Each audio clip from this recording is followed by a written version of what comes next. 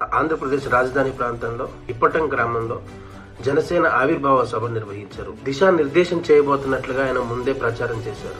ఆయన చేసిన దిశానిర్దేశం ఏంటి అంటే ప్రభుత్వ వ్యతిరేక ఓటు చీల్చనివ్వను అని.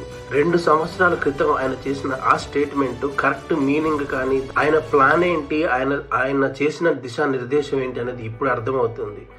బీజేపీని, టీడీపీని, జనసేన పార్టీని 3 పార్టీలని ఒక తోవలకు తీసుకొచ్చి 3 పార్టీలు కలిపి ఎలక్షన్కి వెళ్ళబోయే విధంగా ఆయన 2 సంవత్సరాల క్రితమే ఒక వ్యూహరచన చేశారు.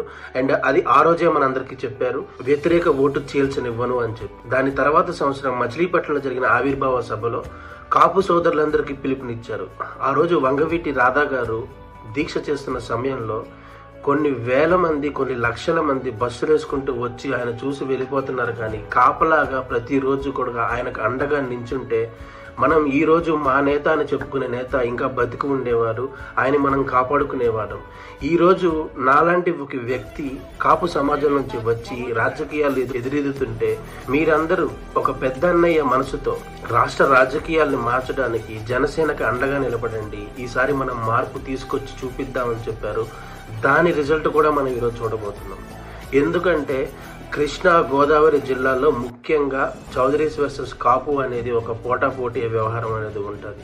ఈరోజు దాని ఒక సోషల్ ఇంజనీరింగ్ ద్వారా ఇద్దరిని కలిపి ఒక కూటమిగా తయారు చేసి వాళ్ళు కొట్టుకునే వ్యవహారం కాదు, కలిసి ముందుకెళ్దాం, అభివృద్ధి చేసుకుందాం అనే ఒక సోషల్ ఇంజనీరింగ్ ఈరోజు పవన్ కళ్యాణ్ గారు చేసి చూపిస్తున్నారు.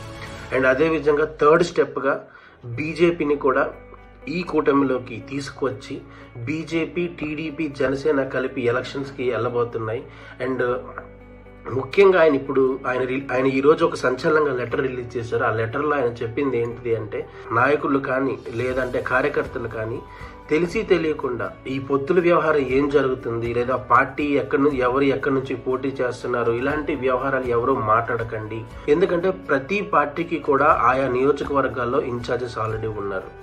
ఇప్పుడు కావాల్సింది ఏంటంటే గెలుపు గుర్రాన్ని మనం ముందు తీసుకొచ్చి ఈ 3 పార్టీలో ఎవరు గెలుస్తారనేది తీసుకొని ఆ వ్యక్తిని ముందు పెట్టి ఆ వ్యక్తిని ఎలక్షన్స్ పంపించి 3 పార్టీలకు సంబంధించిన కూటమి వ్యక్తిగా అతనిని బలపరచాలి. ఇలాంటి ఒక పరిశోధన ఇప్పుడు జరుగుతుంది. ఈ సమయంలో మనం ఎక్కువ తక్కువ మాట్లాడి అసలుకే మోసానికి మాత్రం తీసుకురావద్దు అని చెప్పి ఈరోజు సంచలనంగా ఆయన లేఖ రాశారు. ముఖ్యమంత్రి జగన్మోహన్ రెడ్డి లాంటి వారే ఆయన ప్రతి సభలో ఆయన చెప్తుంది ఏంటంటే వాళ్ళ ఎమ్మెల్యేలు కానీ వాళ్ళ ఎంపీలు కానీ ప్రతిసారి ఆయన చెప్పేది ఏంటి అంటే జుట్టే లేకపోతే జడలా అల్లుకుంటామని చెప్తున్నారు. అంటే మనం ఫస్ట్ ఓడిపోతే రేపు ఏది దిక్కు ఉండదు, దానికన్నా ఫస్ట్ మనం గెలుద్దాం. ఇప్పుడు సీట్ ఇవ్వని వాళ్ళకి రేపు వేరే విధంగా ఒక ఎమ్మెల్సీనో లేకపోతే ఒక మేయర్ లెవెల్లో, చైర్మన్ లెవెల్లో ఏదో ఒక పదవి ద్వారా మీ అందరికీ కూడా నేను ఏదో ఒకటి చేస్తానని చెప్తున్నారు. సేమ్ థింగ్ అనేది ఇప్పుడు టీడీపీ, జనసేన అండ్ బీజేపీ వారు కూడా వర్తిస్తుంది. గెలుపు పొందిన తర్వాత మీరు ఏదన్నా సరే మీకు ఏం కావాలనేది మీరు మాట్లాడొచ్చు. కానీ ఇప్పుడు కనుక అనవసరమైన వ్యవహారాలు గనక మీరు ముందుకు తీసుకొచ్చారంటే మొదటికే మోసం రావడానికి ఛాన్సెస్ ఎక్కువగా ఉన్నాయి.